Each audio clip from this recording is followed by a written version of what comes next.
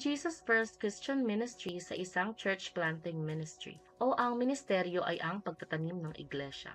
Mula sa hangarin na makapagtanim ng iglesia, isa ang JFCM Banay-Banay Kabuyaw sa naitatag bilang mission church ng Jesus First Christian Ministries na ang main office ay matatagpuan sa 831 9 de Febrero Street, Mandaluyong City. Ang Jesus First Christian Ministries Kabuyaw ay matatagpuan sa Block 22, Lot 55, Matulungin Street. Taong 2001 nang itayo ang worship center nito sa tulong ng Korean missionary na si Pastor Kim at Sister Evelyn at ng mga kapatiran. Sa pagdaan ng mga taon ay hindi nakaiwas sa pagkaluma at pagkasira ang gusali. Marami na rin ang mga ginawang repairs o pagkukumpuni upang ito ay mapanatili at mapangalagaan. Pagkamat ito ay nagagamit pa rin, may ilang bahagi na kailangan na ng malaking pagsasaayos. Kagaya ng second floor na kinatatayuan ng Sunday School rooms, ang mga bubong ay kailangan na rin mapalitan. At pagkabulok ng mga kahoy at bakal na ginamit sa unang pagtatayo nito. At ngayon nga, pagkatapos ng halos 24 na taon, inulunsad natin ang Project Hagay na pinangungunahan ni Apprentice Elder Ronnie. Ito ay may temang hango sa Ageo Kapitulo 1, Versikulo 4. Magaganda at maayos ang inyong mga tahanan, ngunit pinababayaan ninyong wasak ang aking bahay. Kung kalooban ng Panginoon, hangad natin na mapasimulan ang planong ito sa susunod na taon, 2025. At patuloy nating maisulong ang pangitain at hangarin ng Jesus First Christian Ministries na magkaroon ng isang maayos na bahay panambahan. Mula rito ay patuloy na magamit ito para sa panuntunan na to win, to train, to send. Isang bahay panambahan na pwedeng ipamana sa mga susunod pang henerasyon. Isang bahay panambahan na patuloy na magagamit sa ating pagsamba, pagtuturoan, pag-aaralan at pagpapalakasan at makatupad sa Great Commission mula sa Panginoon. Kaya naman, upang masimulan ang proyekto,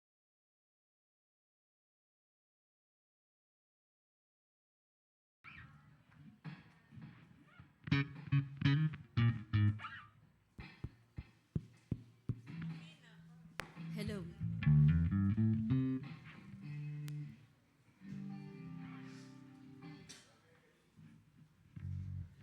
Good morning po mga kapatid. Malamig na umaga po sa ating lahat. Tayo po ay tumayo at manalangin. Samahan niyo po akong manalangin. Aming amang Diyos na nasa langit, makapangyarihan sa lahat, dakila at tapat, Panginoon. Tunay na Diyos, Panginoon, nag-iisang tunay na Diyos na buhay sa amin, Panginoon. Maraming salamat po sa umagang ito, sa iyong pong pag-iingat sa aming Panginoon, sa iyong kadakilaan, sa iyong kapangyarihan, Panginoon, sa iyong katapatan sa amin. Panginoon, maraming salamat din po sa iyong grace na ibinigay sa amin, Panginoon, through Lord Jesus Christ, nagbigay ng buhay para sa amin, para po matubos kami sa aming mga kasalanan at magkaroon po ng buhay na walang hanggan, Panginoon. Panginoon, nilalapit din po namin ang aming mga sarili na may kababaang loob. Lahat po ng aming mga pagkukulang sa iyo, Panginoon, mga pagkakamali, mga hindi nakakalugod sa iyong harapan, Panginoon. Hiningi po namin ito ng kapatawaran, Panginoon. Nawa nga po, patuloy niyo po kaming linisin at mabago po namin ang aming kalooban, Panginoon, ang iyong kalooban na masunod namin, Panginoon, para po maging karapat-dapat kami sa iyong harapan. At ganun din po, Panginoon, nilalapit namin ang aming gawain. Ikaw nga po ang manguna sa amin, Panginoon. Ikaw ang maitas namin, Panginoon. At nawa po lahat po ng gagamitin niyo, Panginoon, ay maparangalan ka, Panginoon, sa araw na ito. Ikaw nga po ang maitaas namin, Panginoon. Ganon din po, Panginoon, ang magbibigay ng mensahe, Panginoon. Nawa kasihan niyo po ang lahat ng kanyang sasabihin, Panginoon. Pawang salita mo lamang ang masunod niya, Panginoon. At ganon din po sa mga makikinig, Panginoon, matamasan namin ang iyong salita. Maraming pong salamat, Panginoon. Nawa sa umagang ito, ikaw lamang ang aming mapapurihan, mapasalamatan, Panginoon. Because you deserve all the praises, the thanksgiving and glory, Panginoon. Maraming pong salamat, Panginoon. Ikaw nga po ang maggabay sa amin sa araw na ito, Panginoon. Ikaw lamang ang maitaas namin, Panginoon. sa aming mga buhay, Panginoon. Sa iyo po ang papuri at pasasalamat sa tanging pangalan ng aming Diyos na tagapagligtas ng Panginoong Hesus. Amen.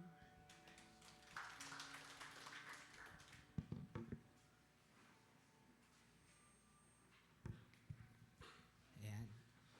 Malamig na umaga po sa ating lahat. Gandang umaga po. Ayan. So, kahit na po bumabagyo ngayon, tayo ay tuloy pa rin sa pagpupuri natin sa Panginoon. Amen po. Amen. Ayan. So, tayo po muna ay babasa sa unang Korinto, chapter 3, verses 1 to 4. Ayan. So, sabay-sabay po ulit nating basahin. Ay, wala pa pa. Okay. 1, 2, 3, go.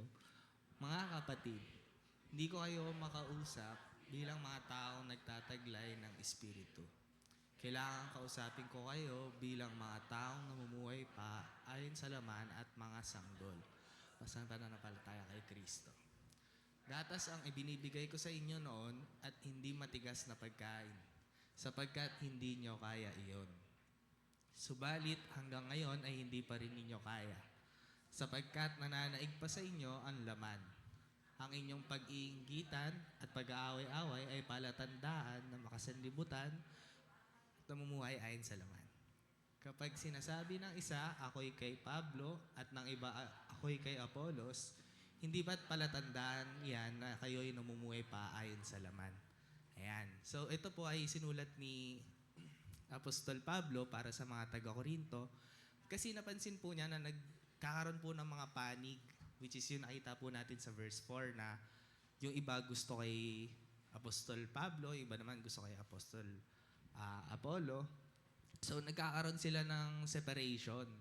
At sinabi rin niya rito na dati sila ay pinapainom ng gatas at ngayon umiinom pa rin sila ng gatas.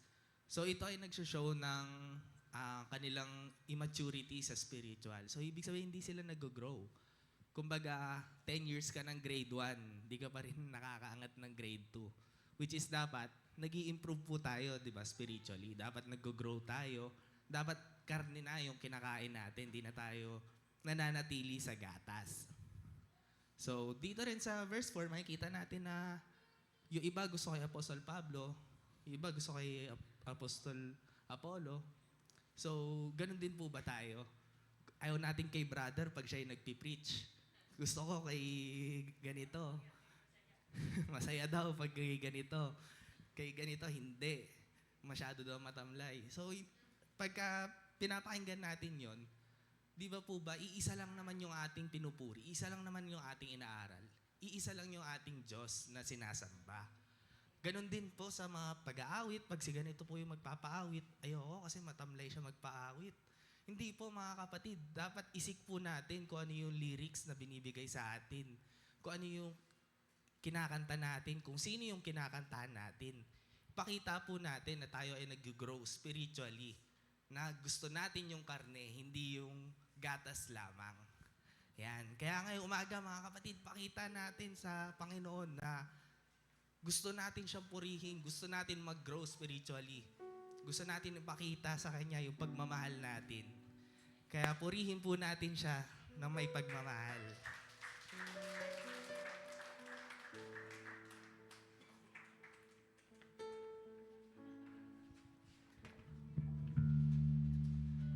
Amen. Isang maganda pong umaga sa lahat. Good morning! Morning po. Kahit po na tayo dumaranas po ng bagyo ngayon, hindi po ito mapipigilan ang ating pagpupuri po para sa ating Diyos. Kaya nararapat lang po na tayo po'y magalak. Ipakita po natin na tayo po'y masaya na magpuri at sumamba po para sa ating Diyos. Kaya itaas po natin ating mga kamay at umawit po tayo sa ating Diyos.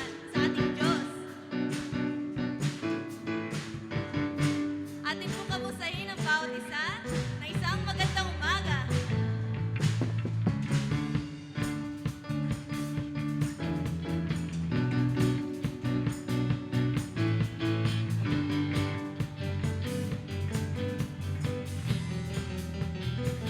Magsasaya sa iyong nilikha.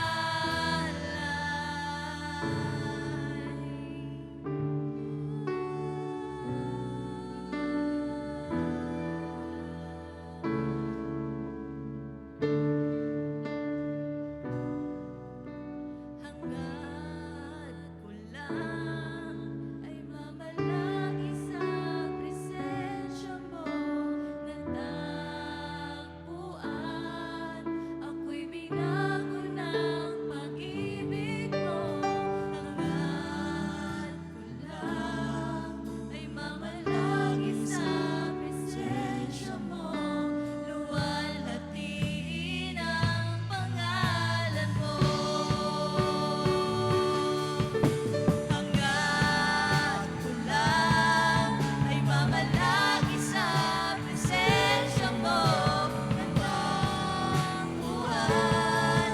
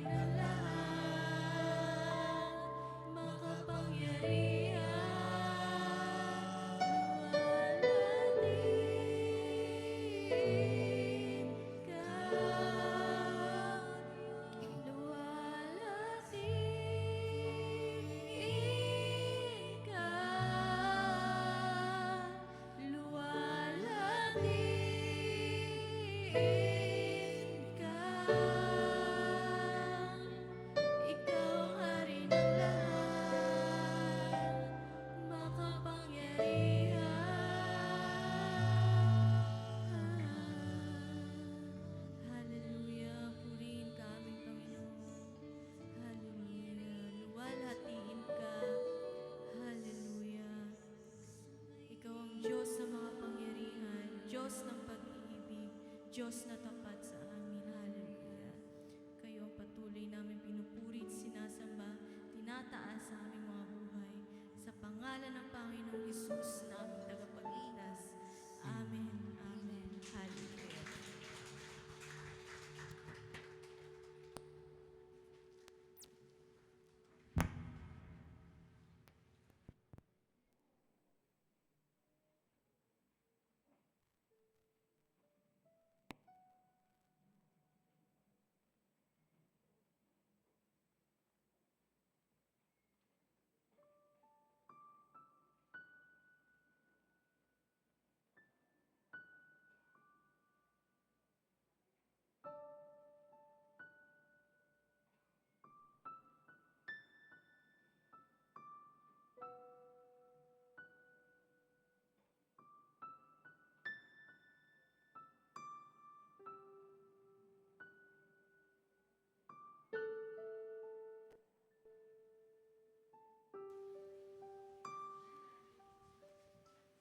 Hello po, mga kapatid. Magandang umaga po sa inyong lahat. Kumusta na po kayo? Mabuti po kayo?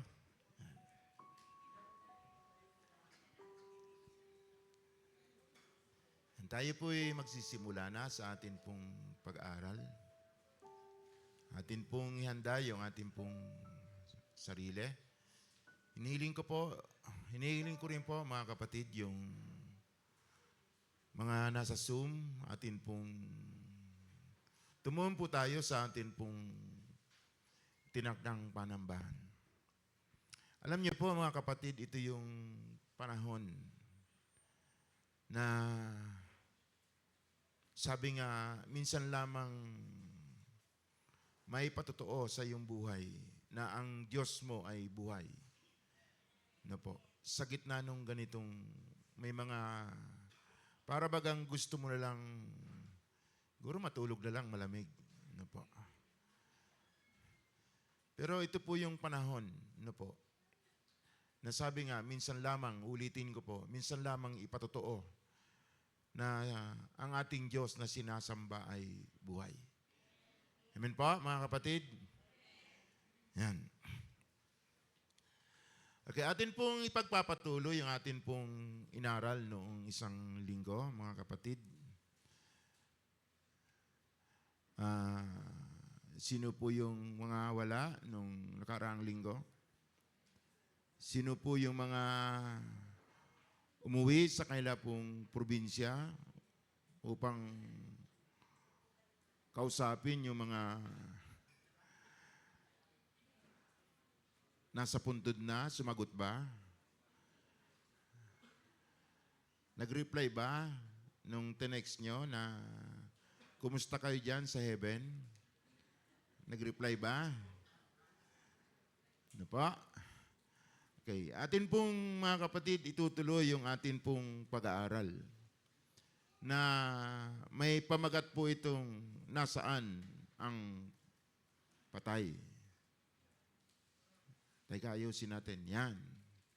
Nasaan ang mga patay? Nasaan nga ba? Okay, bago tayo magpatuloy, mga kapatid, atin pong balikan yung atin pong inaral sa mabilis pong o madaling pagpapaliwanag. Okay. Nariyan ba yung nasa PowerPoint? Yung Genesis chapter 7 verse 35. Nariyan? Kuya? Ha? Okay lang kung wala. Wala po, mga kapatid. Muli ko pong ipapaliwanag. Piniliwanag ko na po ito nung linggo, pero muli ko pong ipapaliwanag sa inyo. Yung sinasabi po dyan, sa Genesis chapter 35, Genesis chapter 37, verse 35. Ito yung patungkol sa pamilya po ni Jacob. Nung binenta ng kanyang 10 anak, yung panglabing isa nilang kapatid, na ang ngalan po ay si Jose. Binenta po siya sa mga alipin pagkatapos nilang linlangin si Jacob, yung kanilang magulang, na pinunit nila yung damit ni Jose at winisikan ito ng dugo ng hayop. Ang sabi nila, pinatay si Jose ng mababangis na hayop. Yun po yung panilang nilang ginawa sa kailang ama. At nagdalamhati po yung kanilang ama na si Jacob. At sinabi niya sa kanyang pagdadalamhati, mapupunta ako sa daigdig ng mga patay. Kung sakali mang mamatay si Jacob sa kanyang pagdadalamhati, ang paniniwala niya, mapupunta po siya dun sa daigdig ng mga patay na sabi natin ay sa Sheol, na nagdalamhati dahil sa pagkawala. Nagdalamhati po siya dahil sa pagkawala ng kanyang anak. Si Jacob po ito, mga kapatid, na naniniwala siya kapag siya ay namatay, mapupunta po siya sa daigdig ng mga patay, sa Sheol. Yung Sheol, ito yung pinapaniwalaan sa lumang tipan ng lahat ng namatay ay mapupunta rito. Yun po yung paniniwala nila sa lumang tipan. Maliban na lang po doon kay Enoch at kay Elias na pwede natin i-conclude lahat ng namamatay, mabuti man o masama, ay mapupunta sa Sheol. Maliban lang po doon kay Enoch at kay Elias sapagkat siya po ay kinuha ng Panginoon. Kaya dito po tayo mag-umpisa dahil si Jacob mismo ang hinirang ng Diyos na isang ninuno ng Israel. Ang kanyang paniniwala kapag siya ay namatay ay mapupunta sa Sheol. At naroroon din yung kanyang anak na sa paniniwala po niya ay patay na. Dahil doon po sa panilinlang ng kanyang mga kapatid. Okay, yung tanong na sinagot po natin nung nakaraang linggo, atin pong babalikan, sabi ko nga po, nasaan nga po ba napupunta ang mga taong namatay na? Kaya una, mga kapatid, bago maluwalhati ang Panginoon Hesus, bago mabuhay na muli ang Panginoon Hesus, lahat ng namamatay ay napupunta sa Sheol, sa daigdig ng mga patay. Yung Sheol, sabi po, sa Sheol, napupunta ang lahat ng taong namamatay, mabuti man ito o masama, sa lumang tipan, bago po maluwalhati ang Panginoon Hesus. Maliban po kay Enoch at kay Elias, ito po ay pasubali lamang yung tungkol po kay Enoch at kay Elias. No po? Hindi natin tiyak, mga kapatid. Ang sabi ng kasulatan, kinuha sila ng Diyos bago pa sila mamatay. No po? Kaya hindi po natin matitiyak si Enoch nga ba, si Elias, ay saan nga ba siya napunta. Kasi ang sabi po, sabi ng kasulatan, kinuha sila ng Diyos bago man sila namatay. Walang sinasabi na sila'y dinala sa langit. Sa Sheol, napunta si Jacob, si Korah, si Datan, si Abira, at mga kasama niya noong sila ay namatay. Hindi na po nakakabalik sa daigdig na ito kapag po siya ay namatay. Malinaw po sa atin, mga kapatid, wala na pong bumabalik. Wala na pong sinasabing nakausap ko kagabi si Lolo, si Lola, yung asawa ko, yung tita ko. Hindi po yun totoo, mga kapatid. Yun po ay panililang lamang na kagagawan po ng demonyo. Okay? Kapag namatay na ang tao at napunta na siya sa Sheol at si Yahweh ang makapangyarihan sa Sheol. Si Yahweh ang Diyos na buhay ang makapangyarihan sa Sheol. Amen po? Mga kapatid, yun po yung unang balangkas na saan nga po ba napupunta ang taong namatay na. Bago maluwalhati ang Panginoon Hesus, lahat ng namamatay ay napupunta sa Sheol, sa daigdig ng mga patay. Pangalawa, ang mga namamatay ay may kanya-kanyang lugar na pinaglalagakan sa Sheol, sa daigdig ng mga patay. May kanya-kanya po palang lugar. Yung Sheol ay kabuuan. Dun sa Sheol ay may kanya-kanyang lugar. Pagdating sa bagong tipan, higit itong lininaw. Ang Sheol ay may kanya-kanyang lugar na pinaglalagakan. Lagakan ng matutuwid, masasamang tao, masasamang iluhim, yung iluhim, masasamang mga angel na nagimagsik sa Diyos. Yung iluhim po, mga kapatid, pag sinabing iluhim, ito'y isang bahagi ng isang katawan. Ibig sabihin, mga kapatid, pag iluhim, ang Panginoong Hesus, iluhim. Ang mga angel, Elohim. Ang ating Panginoong Diyos, Yahweh Elohim. Tama po? Amen? Tayo, mga kapatid, pag napunta tayo sa langit, tayo'y magiging Elohim. Amen? Malinaw na. Po. Yan po, yung angel, Elohim, sila po ay, yung mga nagimagsik, dinala din po siya dun sa Sheol. Dito rin po sa Sheol ang lugar ng pangwalang hanggang lagakan ng mga nagsusuail sa Diyos. Ito yung lugar ng Sheol. Yung ating pong pag-aaral, pagdating po sa bagong tipan, sabi natin, ito higit na lilinaw ng Panginoon. At makikita natin, dun sa Sheol, may 4 na lugar. Na po, ano yung lugar? Yung piling ni Abraham. Dun dinala po yung pulubi. Amen po? Na matuwid. Amen?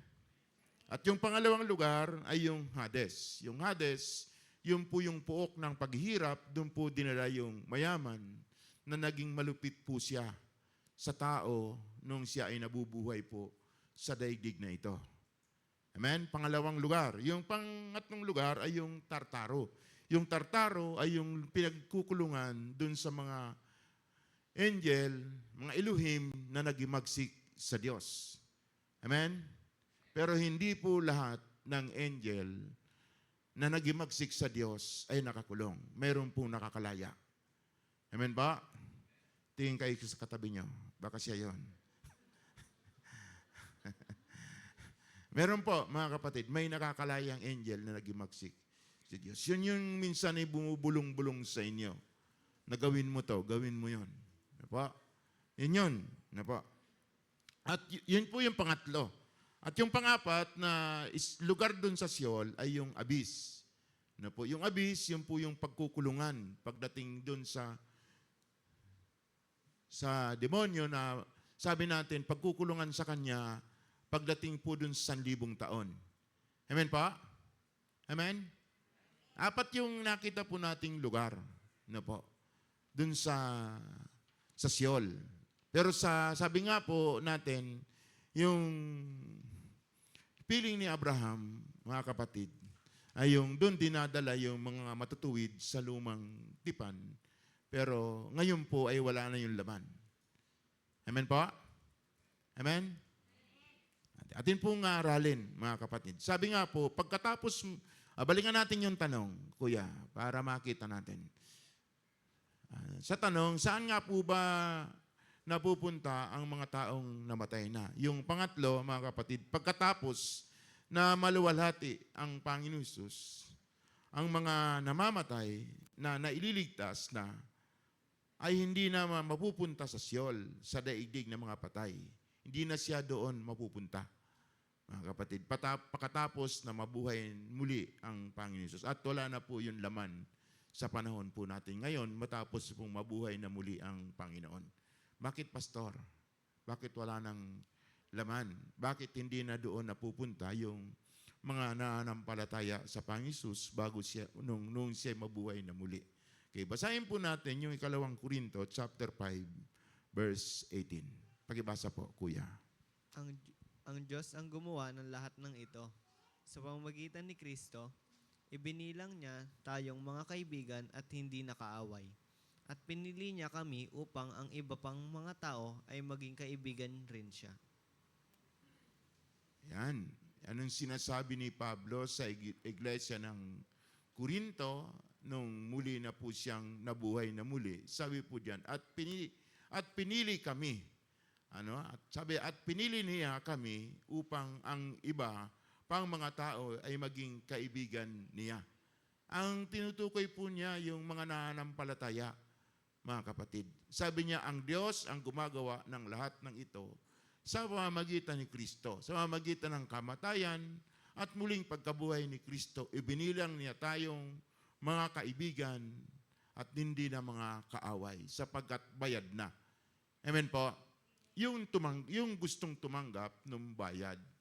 Yung gustong tumanggap ng bayad, mga kapatid, na po, yung mga nananampalataya, yung nagsisi, tumalikod sa kasalanan, sabi ng Panginoon, tayo'y mga kaibigan na ng Panginoon. Kaya po siya, pag namatay yung mga taong ganon, na po, yung mga kaibigan ng Panginoon Kristo, yung hindi kaaway ni Kristo, mga kapatid, yung mga nanampalataya sa Kanya, siya po ay napupunta na po doon kasama ng Panginoon. Okay, sabi nga po, ang kamatayan, ang muling pagkabuhay at pagluwalhati sa ating Panginoong Hesus ay nagbigay daan upang magbukas ng daan upang ang mga naililigtas at maililigtas ay makapunta sa piling niya sa kalangitan. No po? Doon na po siya napupunta. Napupunta po siya doon sa kalangitan. Kapag namatay, ang mananampalataya sa ngayon, sa kalangitan siya napupunta. Ito'y pansamantala lamang. Mga kapatid, yung namatay na mananampalataya at yung namatay sa lumang tipan na nananampalataya din kay Yahweh na napupunta dun sa piling ni Abraham, sila ngayon ay nandun na po sa kalangitan. Amen po? Pero yung pagpunta nila doon, yun po ay pansamantala lamang. Mamaya, makikita po natin bakit ko po sinasabing pansamantala lamang. Kanilang inihintay ang muling pagkabuhay sa mga patay. Ano po? Yung pala, pansamantala lamang sila doon. Ano po? Sapagkat habang hindi pa nangyayari yung muling pagbuhay sa mga patay, bubuhayin mo muli po, mga kapatid, yung mga nananampalataya. At sa bagong daigdig kung saan sila manahan sa walang hanggan. Ganun po ang mangyayari. Yung pagtira doon sa langit ay pansamantala lamang. Sapagkat mayroon pong inilalaan ang Diyos. Ano po yon? Yung manahan doon sa walang hanggan. Na doon panghabang buhay, titira, mga kapatid, yung mga nananampalataya sa Kanya. Ang iba naman na mga namatay at mamatay na hindi na maililigtas, mga hindi mananampalataya ay mananatili sa Sheol at naghihintay sila ng kahatulan. Parehas may hinihintay. Yung masama, yung mga hindi nananampalataya, sa panahon po natin ngayon, sila ay nananatili sa Sheol. Ang hinihintay nila doon ay kahatulan. Pero yung mga nananampalataya, sila ngayon ay doon kasama ng Panginoon, simulang maluwalhati ang Panginoon, nandun sila sa langit. Ang hinihintay nila ay yung pangwalang hanggang makasama ang Diyos. Dito, babalik dito sa daigdig na ito. Amen po? Amen? Yan. Sabi nga po, mga kapatid, dun sa lupa o sa langit man. Ano po? Sa lupa o sa langit man. Pakibasa po yung unang Korinto, chapter 5, verse 6 hanggang 10. Kaya't laging malakas ang ating loob, kahit na alam nating habang tayo narito pa sa katawang lupa, hindi tayo makakapasok sa tahanang inihanda ng Panginoon. Sapagkat namumuhay tayo batay sa pananampalataya sa Panginoon at hindi sa mga bagay na nakikita. Malakas nga ang loob nating iwanan ang katawang ito na ating tinatahanan ngayon upang manirahan na sa piling ng Panginoon. Kaya naman, ang pinakananais natin ay maging kalugod-lugod sa Kanya. Maging nasa katawang lupa tayo o maging nasa piling na niya. Sapagkat lahat tayo'y haharap sa hukuman ni Kristo at tatanggap ng nararapat ayon sa ating mga gawang mabuti o masama nang tayo nabubuhay pa sa daigdig na ito. Ano po sinabi ni Pablo? Malakas po yung loob niya. Yung senior, mahina ang loob. Magkaiba po yun, mga kapatid. Yung senior, mahina na po yung katawan, hindi mahina yung loob. Yung senior, mahina na yung katawan. Pero kung ikay nananampalataya, kahit senior ka na, malakas ang loob mo na sumunod sa kalooban ng Panginoon. Amen po? Yun po yung sinasabi ni Pablo. Habang ako'y nabubuhay sa daigdig na ito, malakas ang loob ko. Na po? Na sumunod, sundin ang kalooban ng Diyos. Po, kayo po, alam ko, malakas ang loob niya. Kapag hindi po kayo natinag, nandito kayo ngayon. Amen po? Pinapakita ninyo na ang Diyos ninyo ay buhay. Amen po?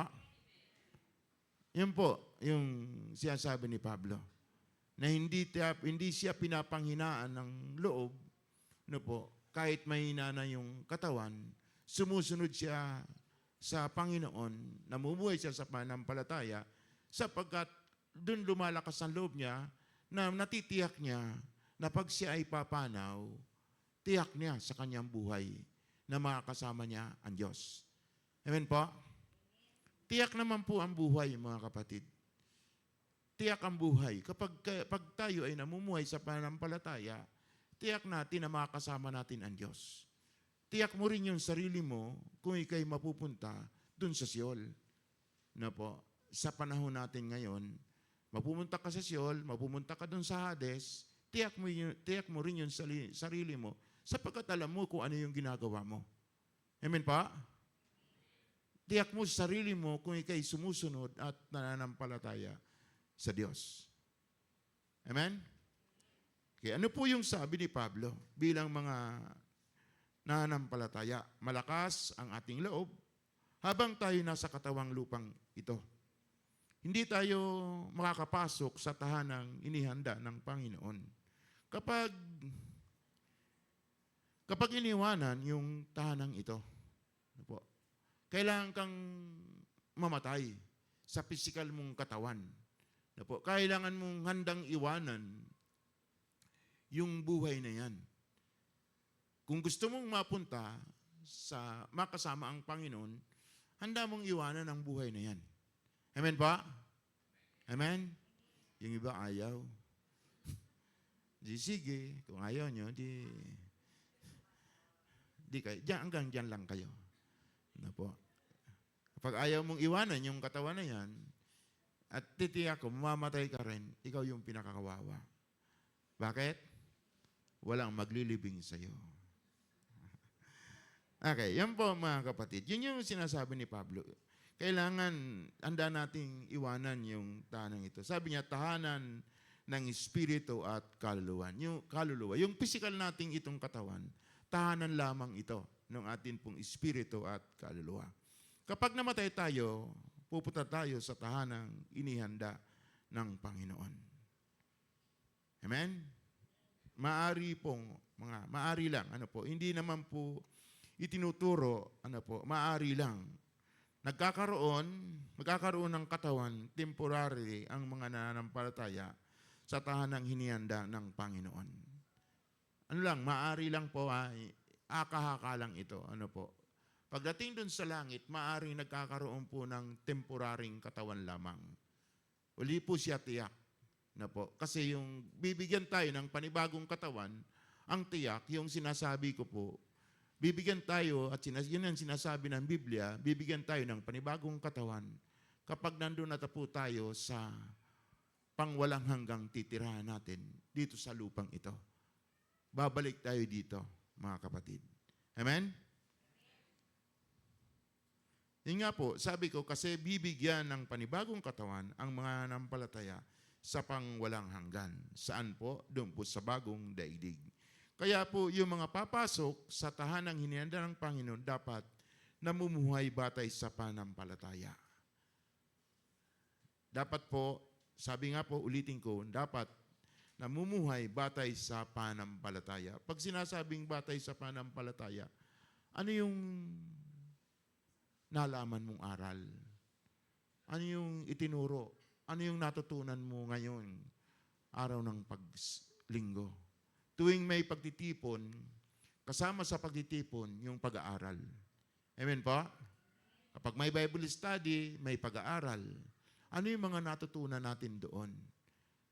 Yun yung sinasabing batay sa pananampalataya. Batay doon sa iyong natutunan na kailangan mo siyang ipamuhay.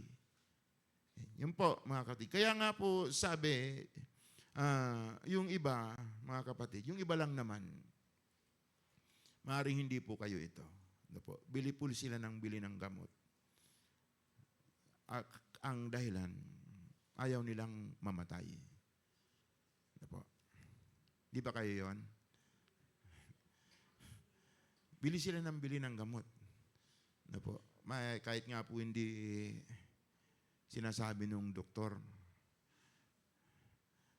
Basta sinabi nung kanyang matalik na kaibigan na hindi naman doktor. Ang iba sa atin, mas magaling pa sa doktor. Ano po? Ate, bili mo to, mas pangpahaba ito ng buhay. Alam niyo ba yung ano yung pangpahaba ng buhay? Ano po? Pansit. Kasabihan lang po yun, mga kapatid. Ano po? Yun yung iba. Iba lang naman. Ano po? Ang dahilan po noon, ayaw nilang mamatay. Tayo pong mga mananampalataya, dapat po, mga kapatid, inaalaga natin yung ating katawan. Amen po? Hindi para sa ayaw natin mamatay, kundi namumuhay tayo batay sa pananampalataya. Amen po? Inaalagaan natin yung ating katawan, mga kapatid, batay sa pananampalataya. Pero yung pag-aalaga sa katawan, mga kapatid, kung hindi na batay sa pananampalataya, hindi na dapat nating ginagawa. Yung iba nga, sobrang pag-alaga sa katawan, hindi batay sa pananampalataya, ginagawa nila. Bagay, hindi naman natapang pahaba ng katawan yan ng buhay Yung nagsasaksak ng gamot sa katawan para daw pumuti.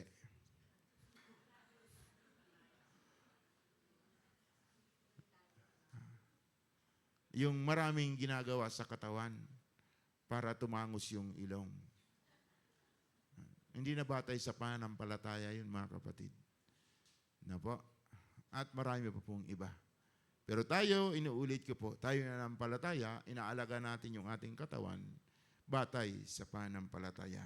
Tumatanda tayo at tiyak na mamatay. Kung mamumuhay tayong matuwid para sa Panginoon, hindi tayo takot na harapin ang kamatayan.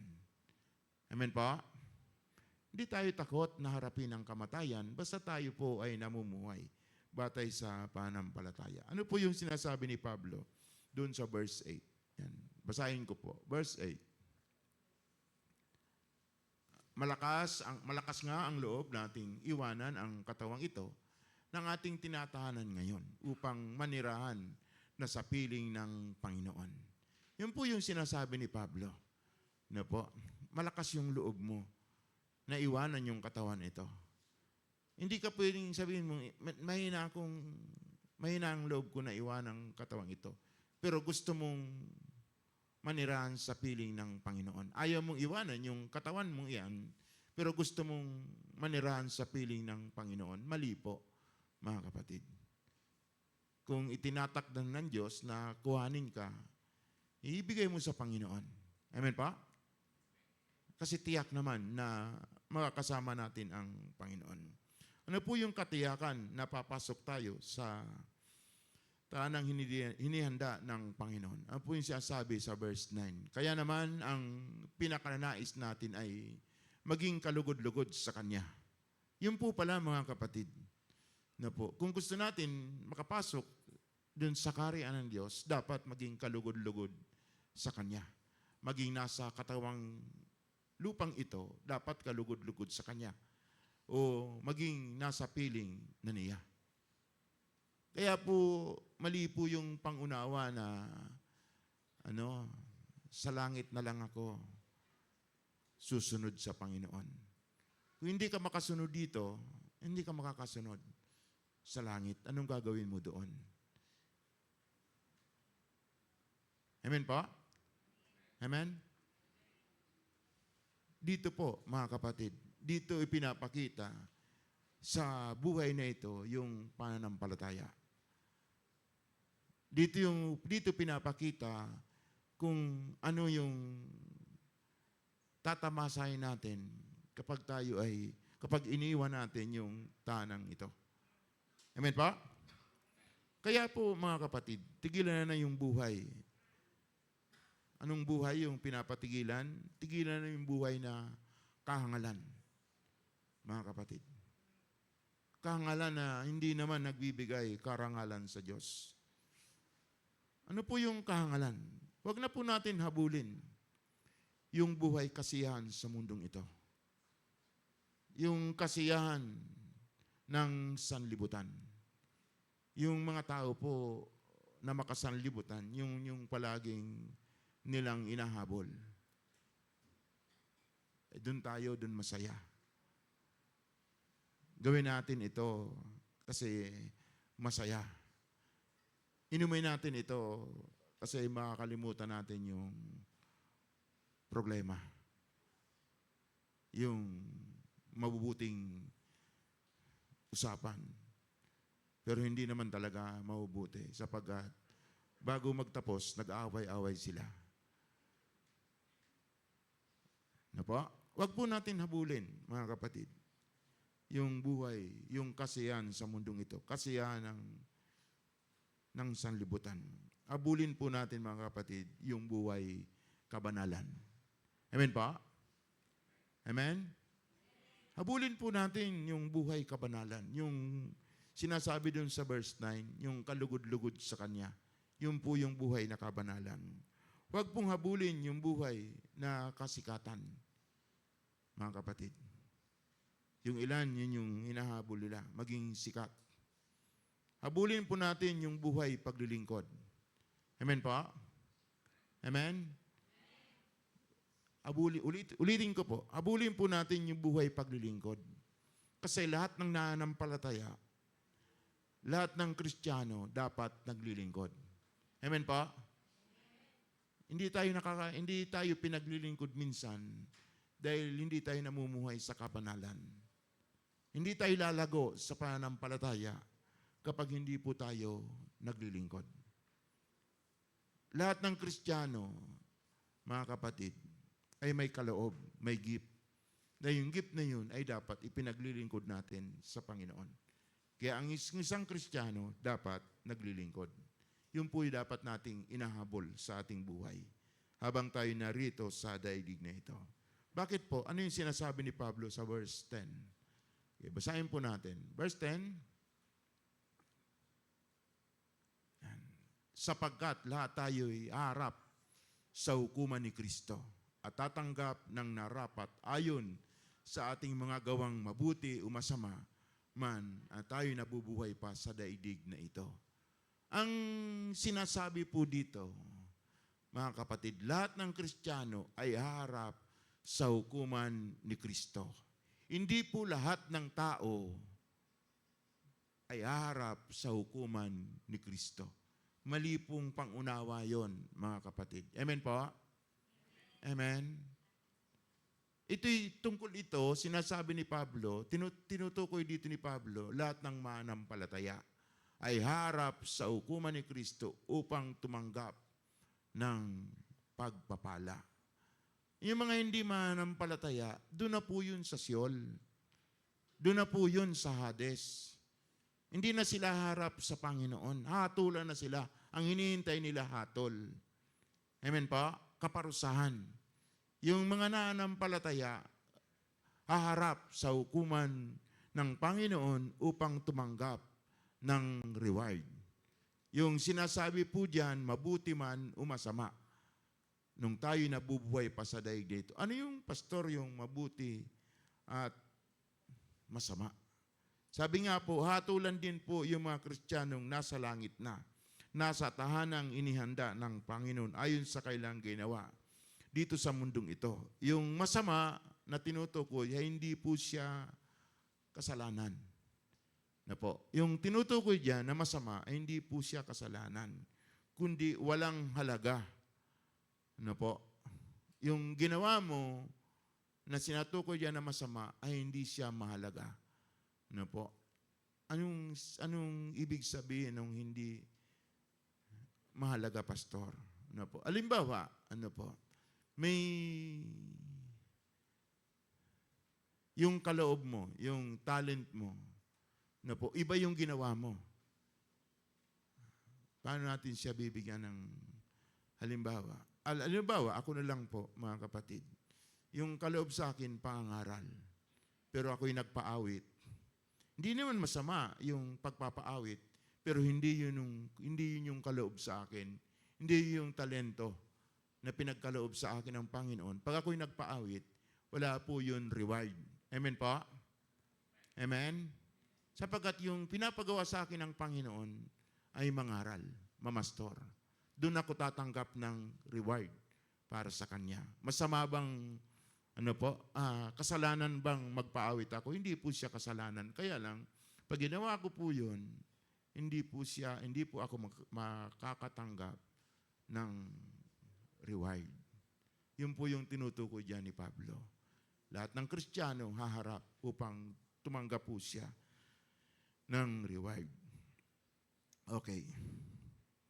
Sabi nga tapon, yung sinasabi po dyan, pagharap natin sa hukuman ni Kristo, masusunog yung lahat ng ating, kung walang halaga, kung hindi mo ipinaglingkod, at iba yung pinaglingkod mo, dun sa talento mo, ito po ay masusunog. Yun po yung sinasabi. Walang tatanggaping gantimpala. Sabi niyan, buhay man o kamatayan. No po. At tingnan po natin muli, patibayin po natin dun po sa sinasabi niya sa Filipos chapter 1, 21 hanggang 23. Pakibasa ko. Sapagkat para sa akin, si Kristo ang aking buhay at kahit kamatayan ay pakinabang. Ngunit kapag ako'y mananatiling buhay, ito'y kapaki-pakinabang din sapagkat ako'y makakagawa pa ng mabubuting bagay. Hindi ko malaman kung alin ang aking pipiliin. May pagtatalo sa loob ko. Gusto ko nang pumanaw sa mundong ito upang makapiling ni Kristo, sapagkat ito ang lalong mabuti para sa akin. Ngunit alang-alang sa inyo, mas kailangan pang manatili ako sa buhay na ito. Yan. Natatanto pa natin yung sinasabi ni Pablo. Nagsisik ba sa atin yung sinasabi ni Pablo, mga kapatid? Kung si Pablo lamang yung tatanungin sa kanyang sarili, ang gusto na niyang pumanaw. Gusto na niyang makasama ang Panginoon. Pero kung ang Diyos ang tatanungin, para sa kanya, gusto rin niyang manatili sa buhay na ito, pero dapat maging kapaki-pakinabang para sa Panginoon. Amen po? Kaya ang tanong, kung tayo tulad ni Pablo, ang tanong sa atin, kapaki-pakinabang ba yung ating buhay habang tayo nabubuhay sa mundong ito? Kung hindi nagiging kapaki-pakinabang sa Panginoon yung ating buhay, pwede natin sabihin, o pwede mong sabihin, Pastor, ipag-pray mo na ako, nakuhain na ako ni Lord. Sapagkat hindi na kapaki-pakinabang ang buhay ko para sa Panginoon. Nagigets ba, mga kapatid? Naunawaan po. Ganun po yung pangunawa ni Pablo bilang isang nananampalataya, bilang isang Kristiyano. Kapaki-pakinabang ba yan, ang buhay na yan, para sa Panginoon? Nagbibigay ba yan ng karangalan sa Panginoon? O nagiging katitisuran ka? Pag sinasabing katitisuran ka, hindi ka kapaki-pakinabang. Sabi nga po, kung tutuusin, mas magandang pumanaw na, sabi ni Pablo. Makapili na ang Panginoon. Pero, sabi niya, hindi magandang pumanaw na hindi po makakasama ang Panginoon. Talagang hindi naman po maganda na hindi makasama ang Panginoon. Ang sabi ni Pablo, ang buhay, kahit kamatayan, ay pakinabang.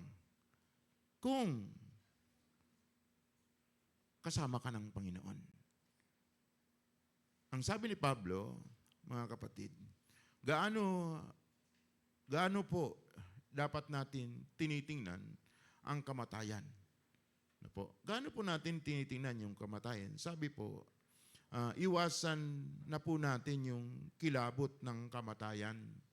Iwasan po natin yung takot dun sa kamatayan. Siya po yung may hawak ng buhay ng mga Kristiyano. Kaya po, sabi ni Pablo, bakit natin alalahanin ang kamatayan?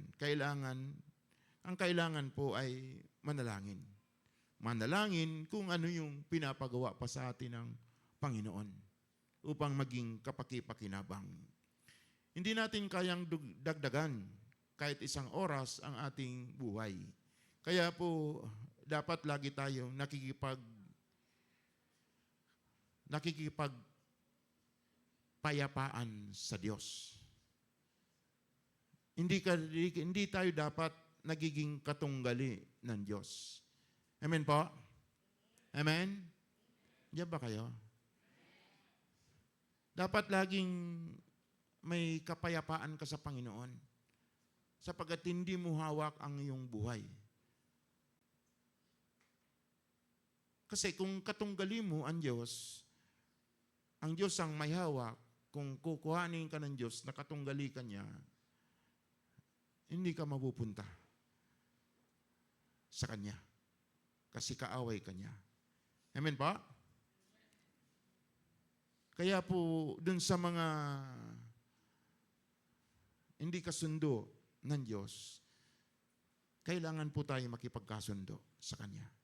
Amen pa? Amen?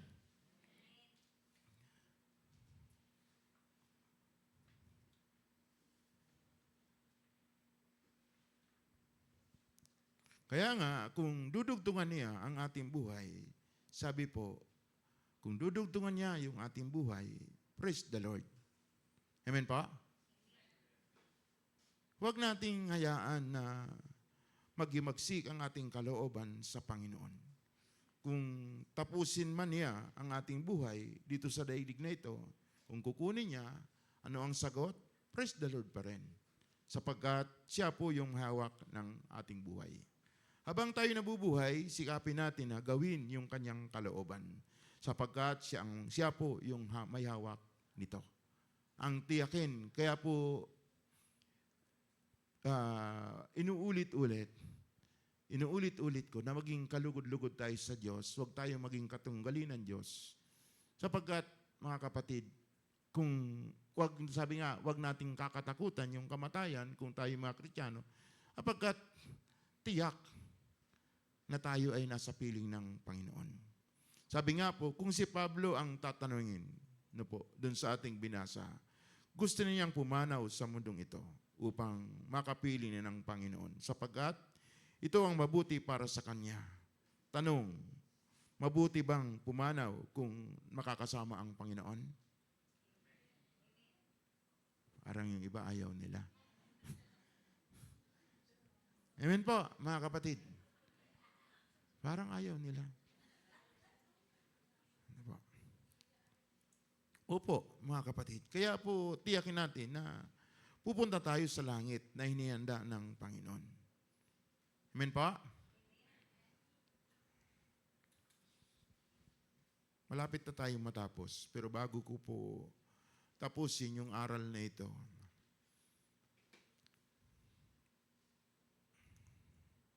ngayon may bagyo. Amen pa? Malakas yung bagyo. Amen? Kailan lang nagkaroon po ng bagyo sa Cebu? Amen? Maraming namatay. Parang ayaw nila pag binabanggit yung namatay. Napapansin niyo ba yung tao, mga kapatid? O wala lang sa inyo? Yung sa Cebu kasi, di ba, karoon ng bagyo nga, maraming namatay. Yung ganito po, yung mga pagtitipon na ganito, minsan ayaw nilang anyayahan mo, sharean mo ng Word of God. Ayaw nila. Na po? Ayaw nila. Mangaral ka, pagtatawanan ka, ayaw nila. Na po? Yakagin mo na, dumalo, ayaw nila. Dahil, Pastor, ano yan? Lalo ngayon, malamig, mahirap. Pero, kapag nandun na yung sakuna, na po, kapag nandun na sa tagilid na yung buhay, Lord, tulungan niyo kami. Sabi nila, Lord, tama na po. Nakita niyo po yung sitwasyon. Kailangan lang nila ang Panginoon dun sa gusto nila. Ano po?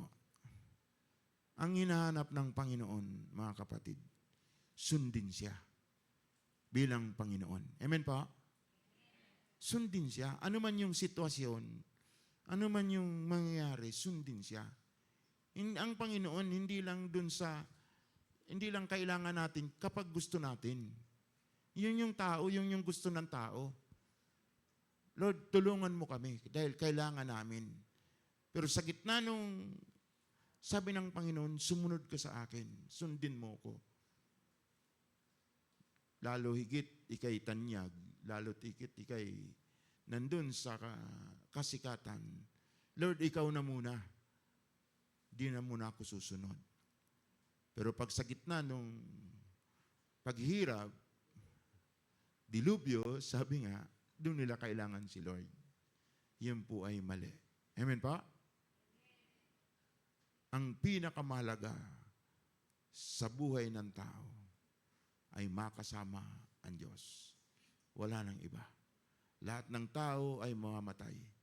Pero dapat, mga kapatid, tiyakin natin na kasama natin ang Diyos. Amen? Okay, balikan po natin yung ating inaral. Ano ba yung ating inaral?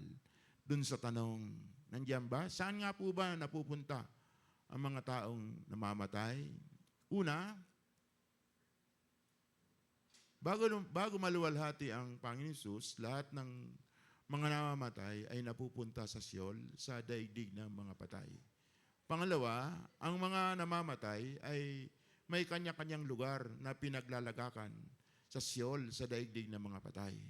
Pangatlo, pagkatapos ng maluwalhati ang Panginoon Hesus, namamatay na naililigtas ay hindi na napupunta sa Sheol, sa daigdig ng mga patay, kundi siya ay napupunta na kasama ang Panginoon dun sa inihandaan niya. Kaya sa atin pong pagtatapos, sabi nga po, mga kapatid, pagdating ng wakas, tiyak po ang paroroonan at paglalagakan sa lahat ng mga nilikha. Ang mga nailigtas na tao man o mga nilikang makalangit ay makakasama ng Diyos sa bagong daigdig. Doon ay tatamasahin nila ang kabutihan ng Diyos at ang kantimpala sa lahat nilang pagpapakasakit. Sa kabilang banda naman, tiyak din ang kapamakang naghihintay sa lawang apoy sa mga nagmamatigas at nagsusuail. Tao man o nilikang makalangit, doon sila magdurusa at magsisisi. Limihin po natin mabuti ang buhay. Bumalik at sumunod tayo sa Panginoong Hesus habang may panahon pa. Sa ganoon, wala tayong pagsisihan at paghihinayangang pagdating ng panahon. Maraming salamat po.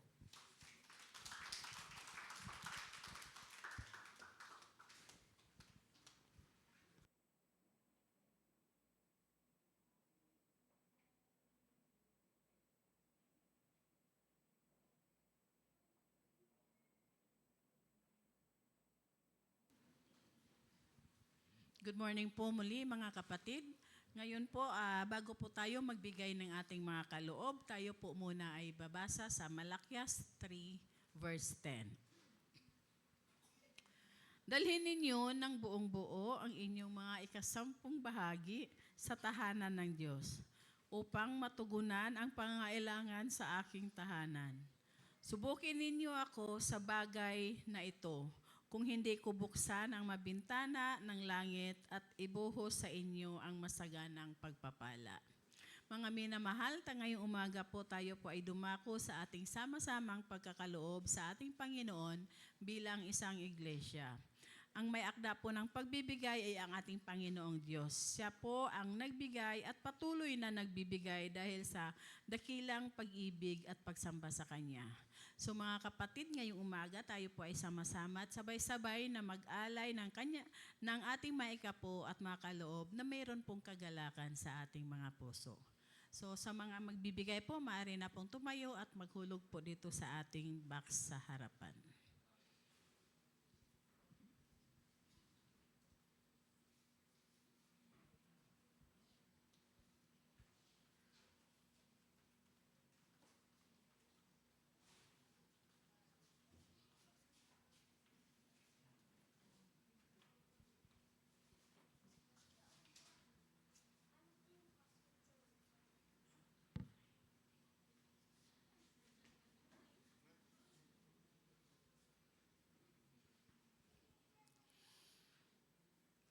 Sige po mga kapatid, ate pong ipanalangin ang mga kaloob. Hallelujah. Ama naming banal at makapangyarihan sa lahat, pinupuri ka namin, O Diyos, pinapasalamatan sa iyong kabutihan, sa iyong kadakilaan sa aming mga buhay. Maraming salamat po, O Lord, sa isang linggo na iyong pag-iingat gabay. At ngayon narito kami muli, nagsama-sama at nagbigay ng aming mga kaloob at ang mga ikapo, O God. Maraming salamat sa mga kaloob na ito at ito ay magamit lamang para sa mga gawain, pangailangan ng aming iglesia at maging sa paghayo na yung mga salita. Salamat o Diyos, purihin ka, dakila ka at patuloy niyo pa rin po kaming ingatan sa buong isang linggo pa at lalo ngayon o Lord sa bagyo na dumarating, hini namin ang iyong pag-iingat gabay sa bawat isa.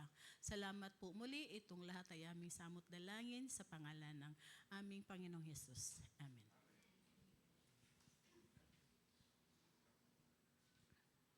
May mga magbe-birthday po for this week.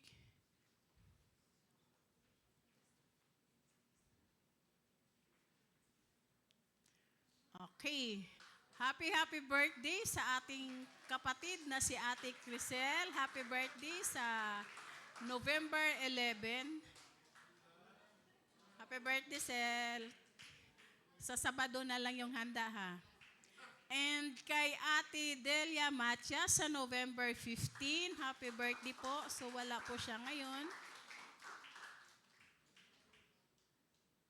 Wala na po at maraming salamat. For further announcement po kay Pastor Arnie.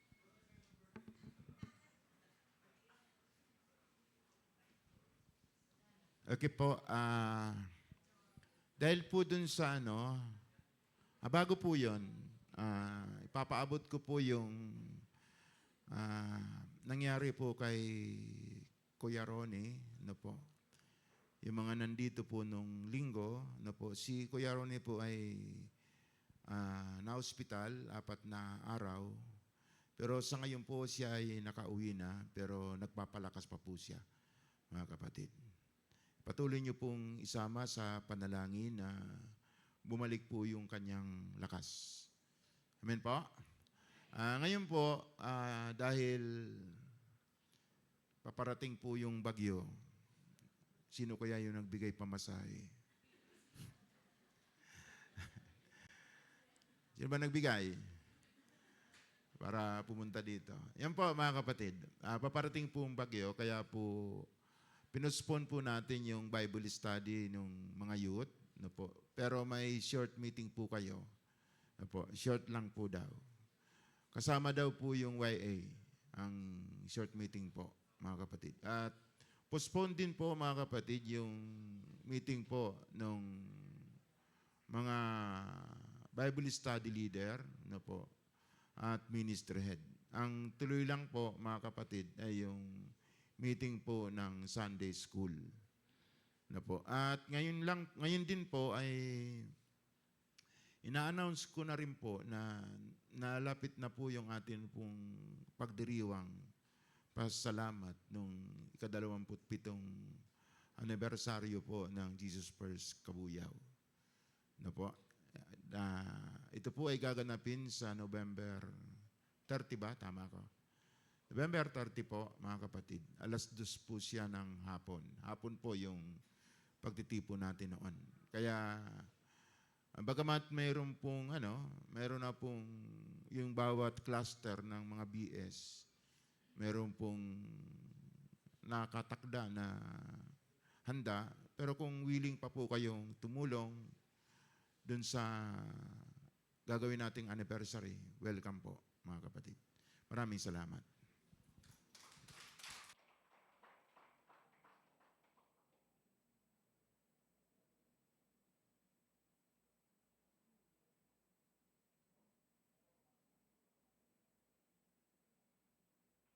agad na po yung magdaraos ng kaarawan. Si Ate Crizel. At si Ate Delia. Ay, wala si Ate Delia. May sakit po ba? May sakit po. Ate Crizel, dito. Ate Crizel, dito ako. Baka may gusto sumama. Sige po, tayo po'y manalangin, mga kapatid. Pag-pray po natin yung mga may kaarawan. Tayo po'y manalangin. Manaming Diyos na mabuti, Ama, patuloy ka po namin pinupuri at pinasasalamatan sa buhay ng aming mga kapatid na nalalapit pong magdaos ng kanilang kaarawan, kay Ate Crizel po and kay Ate Delia. Ama, alam mo po yung kanilang mga pangangailangan.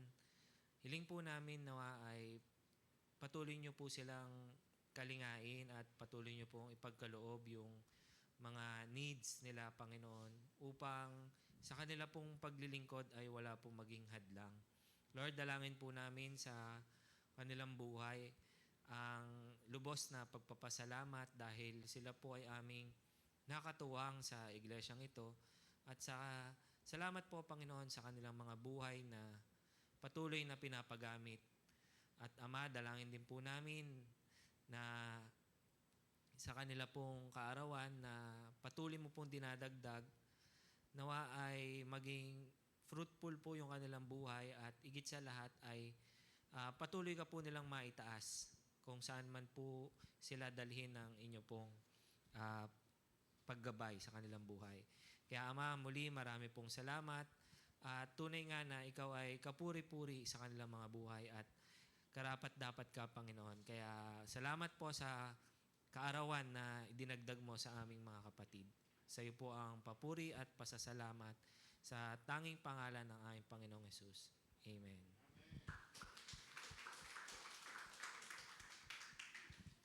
Inaanyayahan na po ang lahat na tumayo para po sa ating pagsasara sa panalangin.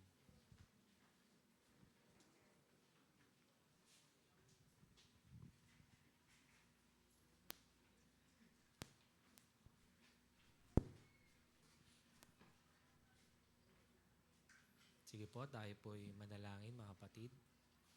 Manaming Diyos na dakila, mabuti sa bawat panahon, mapatuloy ka po naming sinasamba sa araw na ito at sa aming mga buhay. Salamat po, Panginoon, sa inyong presensya, sa katagumpayan ng gawain ito. At salamat din po, Panginoon, sa lahat po ng lingkod na inyong ginamit, magmula sa tagapagturo hanggang sa mga guro at sa lahat po ng ministeryong tumayo sa umagang ito. Tunay nga na ikaw ay karapat-dapat paglingkuran at dapat na itaas sa mga gawaing tulad po nito. Ama, muli dinadalangin po namin sa inyo ang iglesyang ito, Panginoon. Ama, sa aral po na aming tinanggap, dalangin po namin nawa ito po ay nagbigay sa amin ng hamon na gawin yung mga paglilingkod na alam namin na ito po yung katawagan na binibigay mo sa bawat isa. Mahiling po namin na madagdagan po yung aming pananampalataya upang maisaganap po yung mga paglilingkod na kinakailangan. At ganun din po, Panginoon, alam mo yung pangangailangan ng bawat kapatid, kaya Ama, patuloy po kaming dumudulog sa inyo sa bawat karamdaman na pinagdaraanan ng aming mga kapatid. At ganun din po sa pananalapi at mga pangangailangan sa pang-araw-araw. Maloobin niyo po na maging buo yung aming pananampalataya at pagtitiwala sa iyo, na patuloy mong igaganap yung bawat mabuti at bawat pangangailangan ng kapatid. Kaya mahiling po namin na sa araw na ito, sa aral na aming tinanggap, na nagtuturo po sa amin na kayo po ang may-ari ng aming mga buhay at sa inyo rin po namin ito ipagsusulit. Kaya hiling po namin, Panginoon, ng lakas ng loob na mamuhay sa inyo pong katotohanan, mamuhay sa diwa ng mabuting balita na ito po ay aming panghawakan at ibahagi sa bawat tao na aming nakakasalamuha. Kaya Ama, dalangin po namin nawa kung kami nga po, Panginoon, ay may bagay na nagiging hadlang para ipakilala ka sa iba, Panginoon. Dalangin po namin na ito po ay aming mapagtagumpayan at hindi ka po namin maipahiya sa mga tao.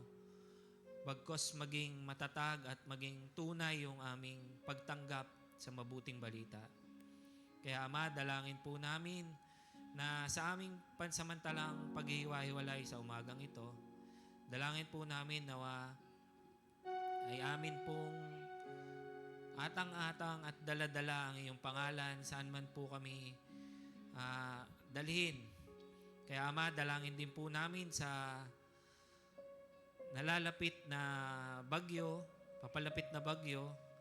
Ama, dalangin po namin na maging buo po yung aming tiwala sa iyo, na ikaw po yung mag-iingat at alam po namin na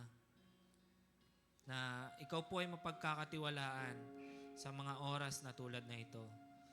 Ama, palakasin mo nga po kami sa darating na bagyo. Palakasin mo po kami sa aming buhay pananalangin, sa buhay pagtitiwala sa iyo at sa buhay na nagpaparangal sa iyo.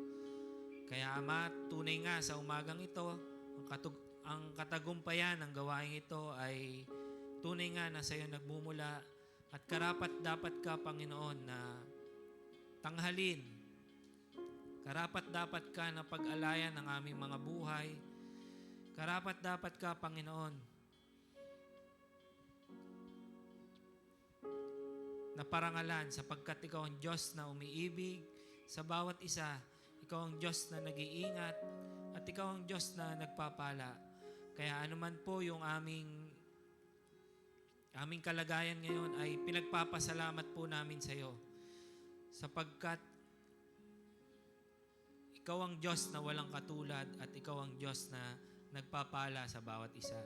Kaya po lahat ng aming papuri, lahat po ng aming pasasalamat at lahat po ng aming pagsamba ay tanging sa pangalan lamang po ng aming Panginoong Hesus. Amen. Kaya po sa pag-ibig ng Diyos at pakikipisan ng Espiritu Santo, sumaatin po nawang lahat. Kaya tapos na po ang ating gawain. Pahalagahan po natin ang katotohanan at kaligtasan na ating tinanggap. Tapos na po ang ating gawain. Marami pong salamat.